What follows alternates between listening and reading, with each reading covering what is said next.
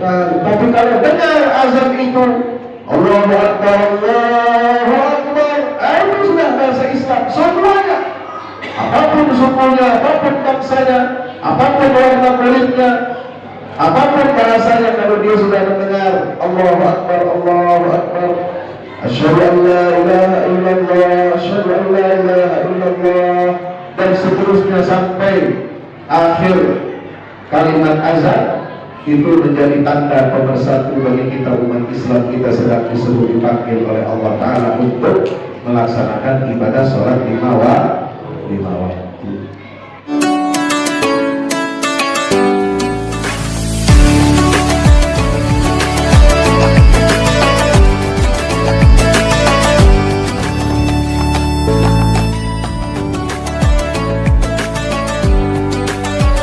Hai ayah bunda, sebelum nonton video ini, jangan lupa subscribe, like, comment, and share. Jangan lupa tekan tombol loncengnya, ceng ceng ceng ceng ceng. Puji syukur kehadirat Allah Subhanahu wa Ta'ala, marilah kita panjatkan dengan melantunkan mengucapkan Alhamdulillahi Rabbil Alamin.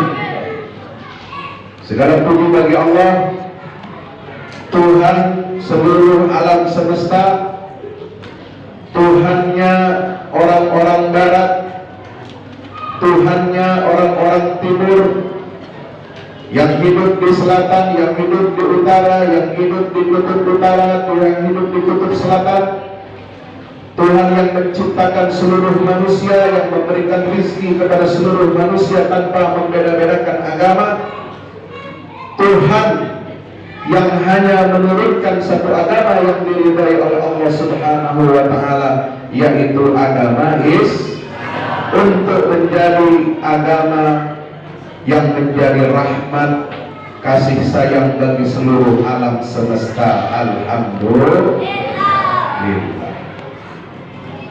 Kenapa saya sebut Tuhan seluruh bangsa?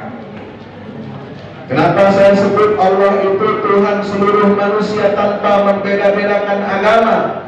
Karena Allah yang memberikan rizki kepada kita semua. Apakah dia orang beriman? Apakah dia orang kafir? Apa dia orang munafik? Orang fasik?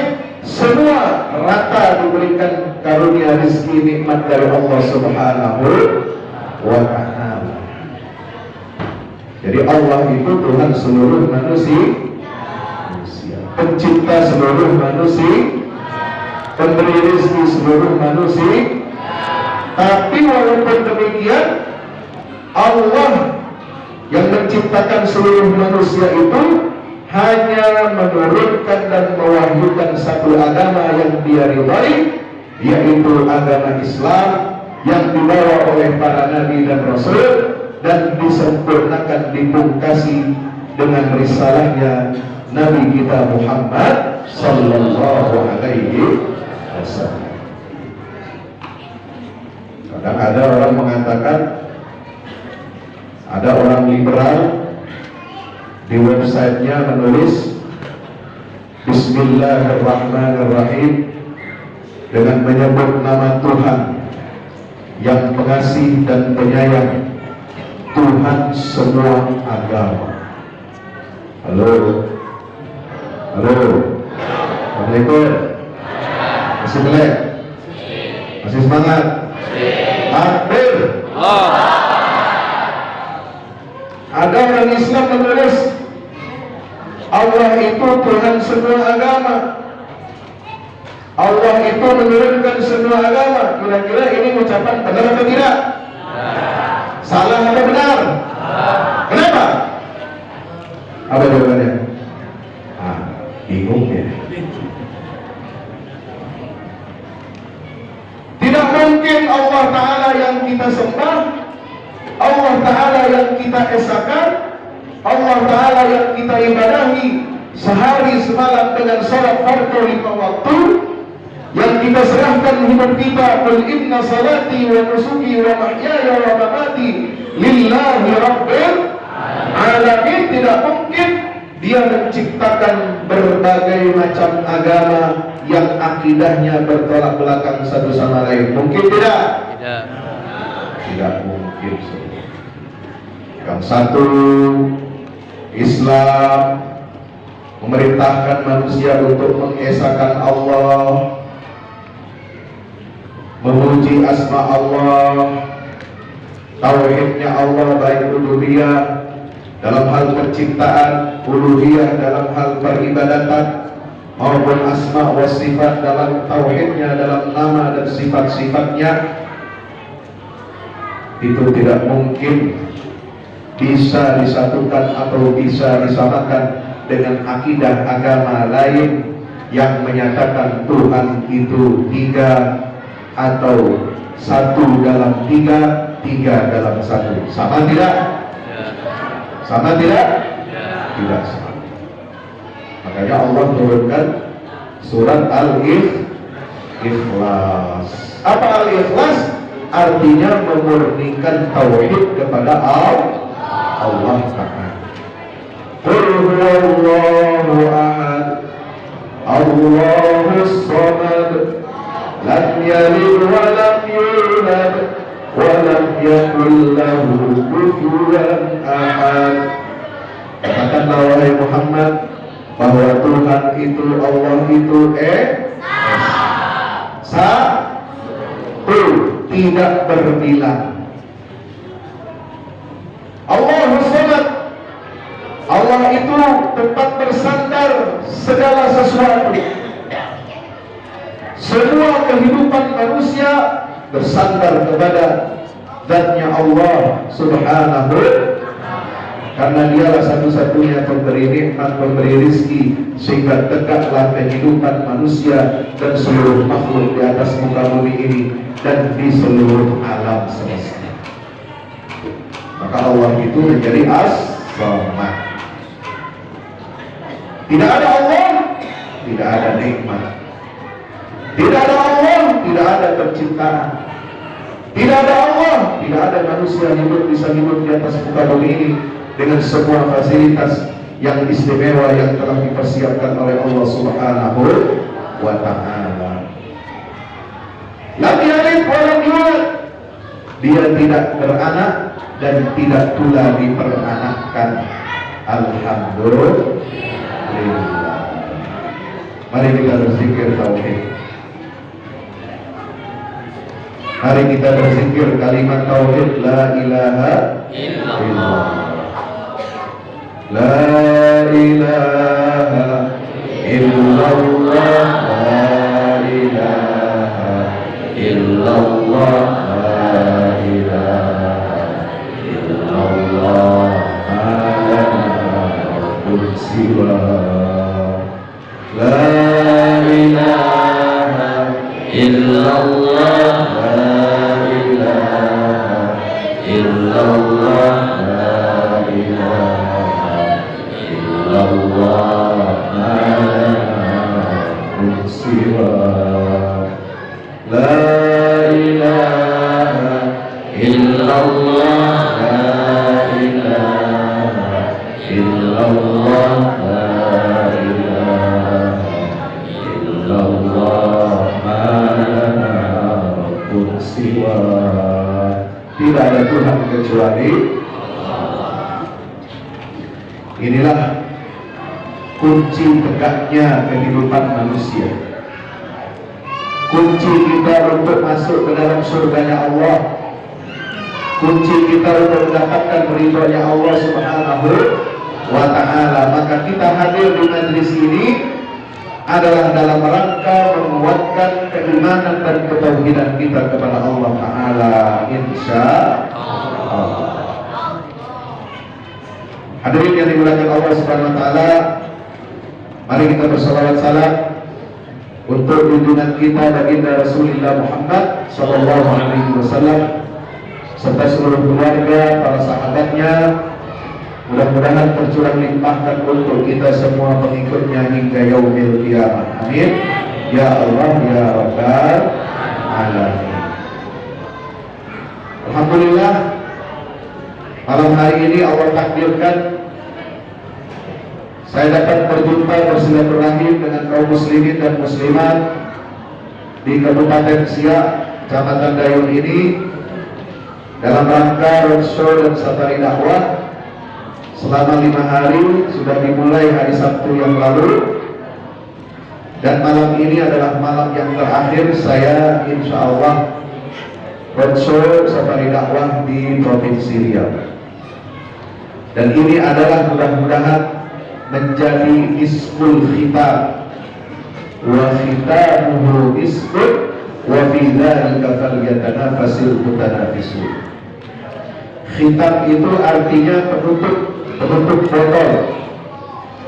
Penutup botol minuman-minuman yang ada di dalam surga itu, penutup botolnya itu dari harum-haruman dari minyak misik.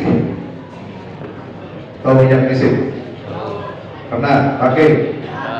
Kalau Bapak Ibu umroh, insya Allah, atau mungkin yang sudah, saya yakin di sini sudah banyak yang umroh ya, betul? Alhamdulillah. Kalau orang Riau, orang Kampar, orang Siak, orang Rokan Hulu, di sini umroh gampang, betul? Tinggal petik pohon buah sawit, jadi dia berangkat umroh besok. Insya di sini rezeki luar biasa Allah berikan, karunia nikmat yang luar biasa Allah berikan kepada rakyat Riau. Atasnya minyak, bawahnya minyak, jadi panasnya minta ampun. Macam saya begini keluar keringat, ini bukan keluar keringat dingin, ini keringat panas ini. Alhamdulillah. Tapi sejak awal sampai kemari, hari Sabtu di Riau itu berangkat sampai ke Ujung Batu, alhamdulillah sampai tadi siang cuacanya sangat mendukung, adem-adem, gerimis-gerimis, hujan-hujan, kecuali di tempat ini yang terakhir panas. Alhamdulillah.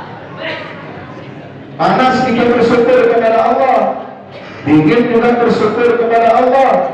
Yang gak enak itu kalau panas dingin. Banyak orang yang iri kepada Indonesia. Mereka ingin tinggal di Indonesia. Kenapa? Karena cuacanya tidak ekstrim. Kalau di Indonesia itu panasnya masih bisa ditoleransi. Tapi kalau panasnya di Timur Tengah, panasnya di Australia, panasnya di Afrika, itu lebih dari 40 derajat Celcius. Apalagi kalau puncaknya musim panas, bulan Juli, Agustus, September, itu bisa mencapai 46 bahkan sampai 50 derajat Celcius. Kalau musim dingin, dinginnya luar biasa. Mulai dari bulan Desember, Januari, Februari, Maret, itu puncak musim dingin, orang kegigilan. Bahkan ada musim dingin yang ekstrim tahun lalu. Saya ke Turki bulan Maret, akhir Maret mestinya sudah tidak ada salju, tidak ada badai salju, tetapi salju masih turun deras dan cukup banyak. Bahkan di bulan Februari, bulan di Turki tahun ini, itu salju di Turki itu sangat ekstrim, menutupi jalan raya sampai bandara ditutup selama beberapa hari. Alhamdulillah. Itulah Allah berikan setiap tempat, setiap negeri berbeda-beda musim dan cuacanya. Dan hanya Indonesia kita bisa pakai pakaian yang tipis, tidak perlu tebal-tebal. Alhamdulillah. Mau bulan Januari sampai Desember kita pakai pakaian yang sedang-sedang saja, tidak tipis, tidak juga tebal.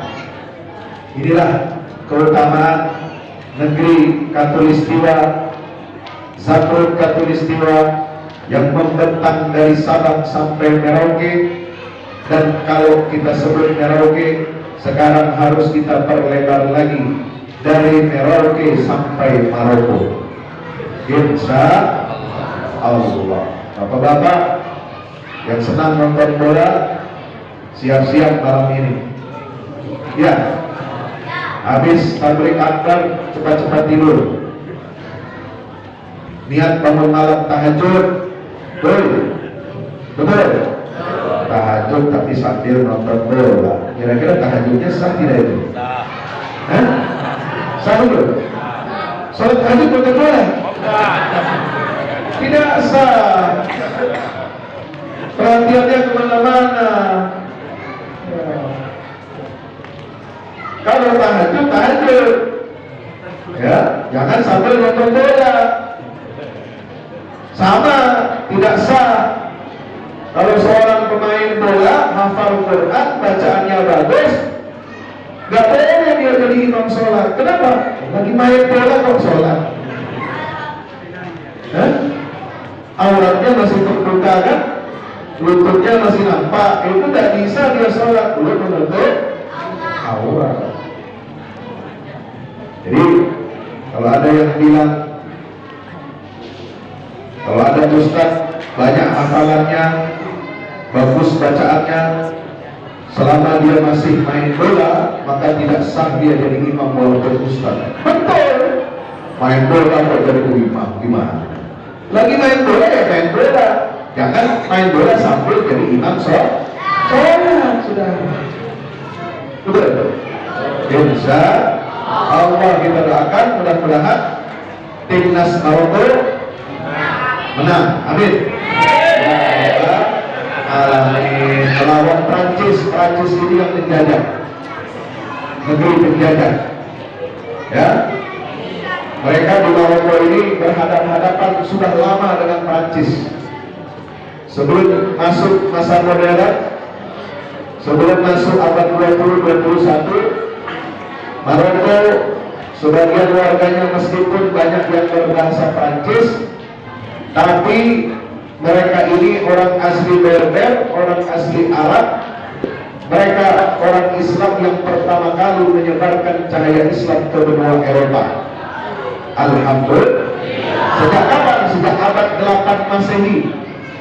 Tahun 711, Musa bin Nusair sebagai gubernur Bani Umayyah yang berpusat di Damaskus, dia sudah minta izin kepada khalifah yang ada di Damaskus untuk menyebarkan dan membawa Islam menyeberang dari Maroko masuk ke semenanjung Iberia yang ada di Spanyol.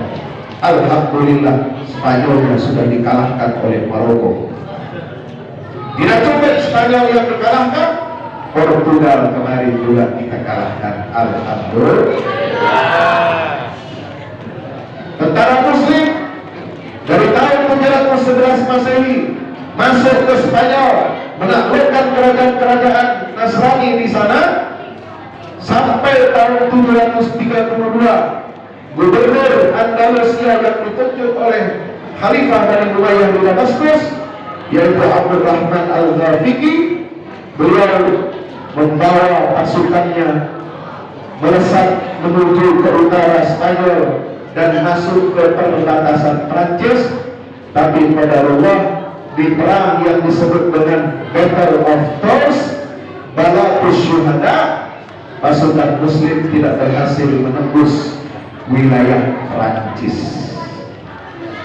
Mudah-mudahan apa yang dulu telah diusahakan oleh Panglima Abdurrahman Al-Ghafiqi tahun 732 kini bisa dilanjutkan oleh anak-anak muda, atlet-atlet pesepak bola dari Maroko, bisa menaklukkan dan mengalahkan Prancis malam ini. Amin.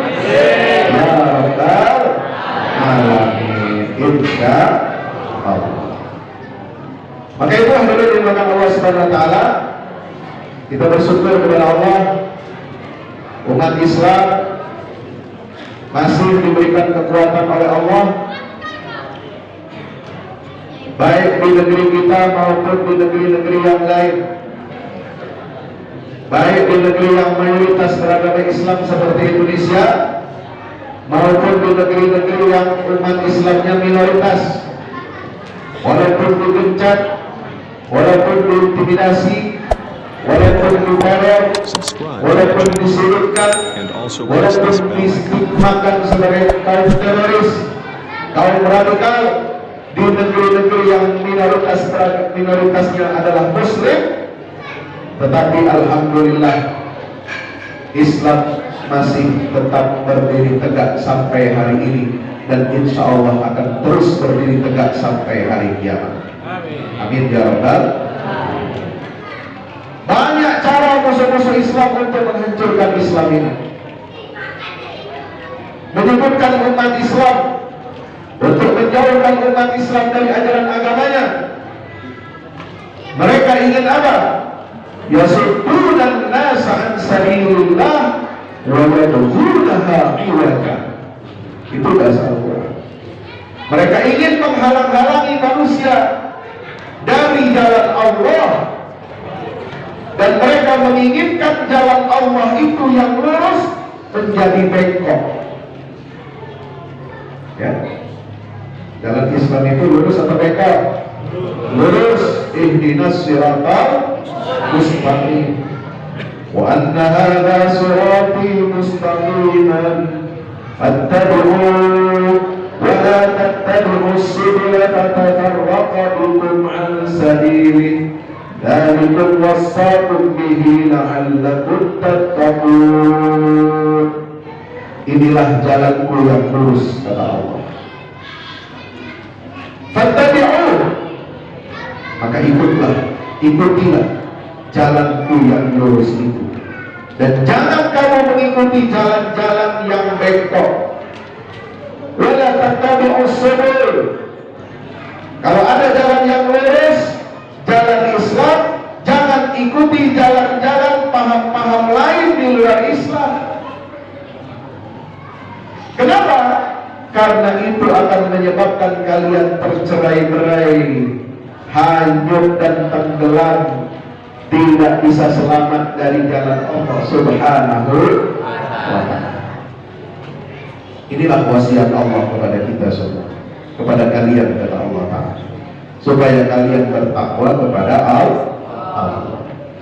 Nah, ini tantangan umat Islam.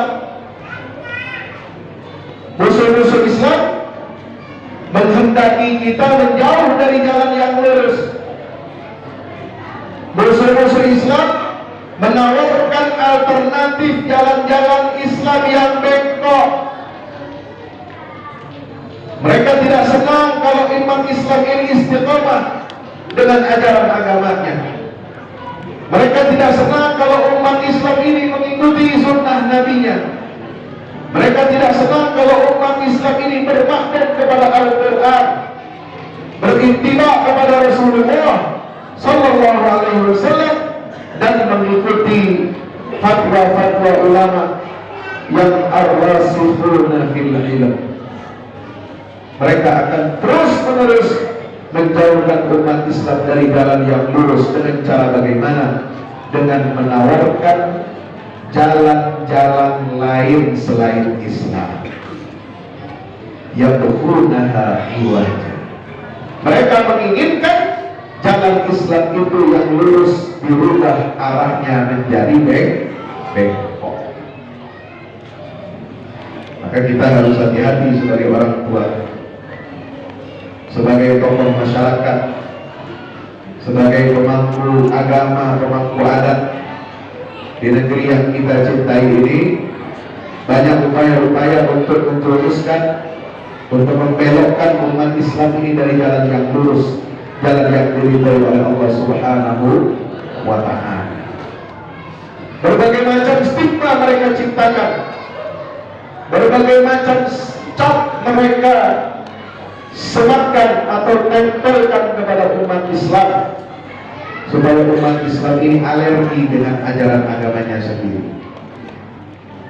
Diberi cap teroris, diberi cap radikalis, karena ada perilaku sebagian kecil oknum umat Islam yang terpengaruh ajaran sesat terorisme dan radikalisme, lalu kemudian mereka menggeneralisir, memukul rata kepada seluruh kaum muslimin.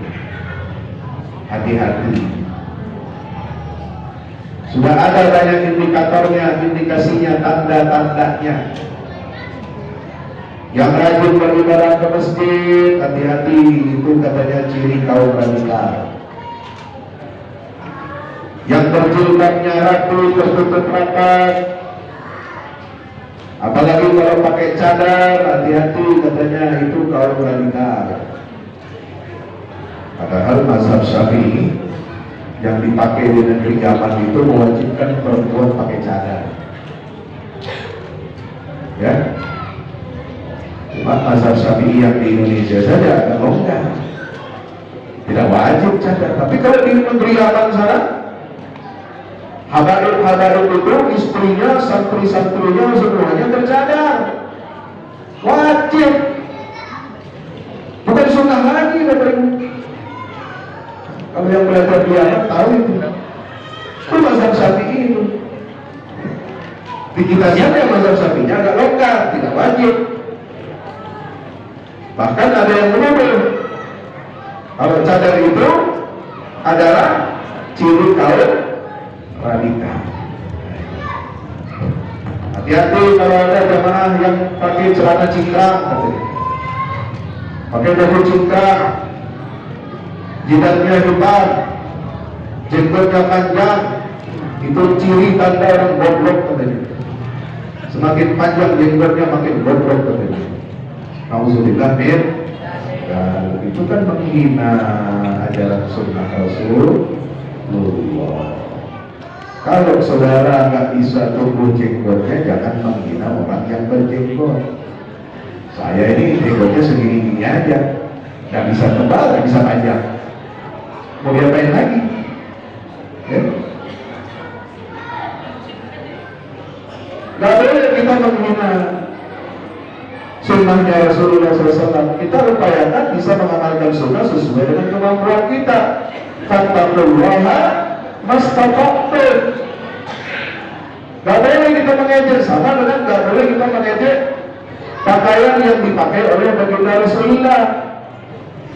Pakai gamis, pakai jubah, pakai imamah, sorban, dikatakan itu hanya adat budaya Arab. Betul, adat budaya Arab. Katanya juga itu pakaiannya Abu Lahab juga. Nah, Abu Lahab pakaiannya pakaian Abu Lahab. Kalau Rasulullah ya pakaiannya Rasulullah. Masa tak bisa bedakan? Kita pakai jubah, kita pakai imamah, kita pakai sarbat, bukan untuk mencontoh si Abu Jahal, tapi kita untuk mengikuti contohnya baginda Nabi kita Muhammad Sallallahu Alaihi Wasallam. Kalau tidak suka pakai baju kurung, tidak suka pakai imamah karena tidak pantas, ya jangan menjelek-jelekkan. Kita harus proporsional. Jangan terbawa arus. Islam Nusantara yang paling baik, paling hebat, paling santun. Jangan contoh ambil Islam dari Arab. Ya, ada yang begitu? Ada yang begitu? Katanya Islam lahir di Arab, maka kalau dibawa ke Indonesia harus menyesuaikan dengan budaya Nusantara. Ini kebangetan ucapannya. Islam itu produk Allah, bukan produk orang Arab. Islam itu dilahirkan oleh Allah dengan Al-Quran yang berbahasa Arab, dengan Nabi yang berbahasa Arab, dari suku bangsa Quraisy, bangsa Arab yang paling mulia. Tidak boleh kita menjelek-jelekan, menghina-hina bahasa Arab, tidak boleh kita menghina adat budaya Arab, dan itu tidak boleh dikaitkan dengan ajaran Islam bahwa Islam itu adalah produk budaya Arab. Nauzubillah min. Nah, Islam ini adalah produknya Allah. ajarannya itu adalah rahmatan lil alamin, syariatnya adalah syariat yang melindungi umat manusia dari kejahiliaan. Syariat Islam ini memberikan pencerahan, memberikan kemaslahatan, kebaikan bagi umat manusia, apapun sukunya, apapun bangsanya, dimanapun dia tinggal. Kalau komitmen dan konsisten menerapkan syariat Islam, maka bangsa apapun dia, bahasa apapun dia, dimanapun dia tinggal, maka dia telah menjadi keluarga Islam yang bersifat universal. Kenapa? Karena bahasa Al-Quran dipakai di seluruh penjuru dunia. Kita sholat, berdoa, baca surat Al-Quran, baca doa setiap kali perpindahan dari satu rukun ke rukun yang lain, itu semua dengan medium bahasa Arab. Kenapa? Karena inilah bahasa persatuannya umat Islam. Coba kalau sholat atau azan pakai bahasa daerah masing-masing, ya bagaimana jadinya itu? Nanti yang azan di sini pakai bahasa apa? Melayu. Bahasa Ucu? Melayu. Bahasa Melayu. Nanti orang Jawa nggak mau datang lagi. Itu bukan bahasa saya. Orang Minang nggak datang ke masjid ini kalau azannya pakai bahasa Melayu. Ya, auzubillah min. Tapi kalau dengar azan itu, Allahu Akbar, Allahu Akbar, itu sudah bahasa Islam semuanya. Apapun sukunya, apapun bangsanya, apapun warna kulitnya, apapun bahasanya, kalau dia sudah mendengar Allahu Akbar, Allahu Akbar, asyhadu an la ilaha illallah, asyhadu an la ilaha illallah, dan seterusnya sampai akhir kalimat azan, itu menjadi tanda pemersatu bagi kita umat Islam. Kita sedang disebut dipanggil oleh Allah Ta'ala untuk melaksanakan ibadah sholat lima waktu. Jadi Islam ini agama yang universal. Tidak boleh kita jadikan agama ini semau dan selera kita masing-masing. Yang enak kita ambil, yang tidak enak kita buang. Syariat Allah ini tanggung jawab kita untuk melaksanakannya, untuk mematuhinya, dan untuk mewujudkannya secara kafah, meskipun harus bertahap. Tidak bisa langsung jadi dalam sehari semalam. Assalamu alayka ya Rasulullah. Assalamu alayka ya Rasulullah. Terima kasih telah menonton dan mendengarkan perkataan yang baik. Sesungguhnya pendengaran, penglihatan, dan hati akan ditanya oleh Allah Subhanahu wa Ta'ala.